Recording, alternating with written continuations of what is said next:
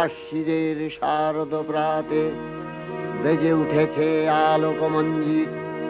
ধরণীর বহিরাকাশে অন্তরিত মেঘমালা, প্রকৃতির অন্তরাকাশে জাগরিত জ্যোতির্ময়ী জগন্মাতার আগমন বার্তা।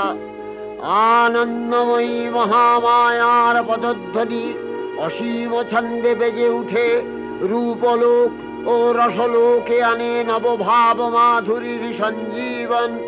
তাই আনন্দিতা শ্যামলী মাতৃকার চিন্ময়ীকে মৃন্ময়ীতে আবাহন।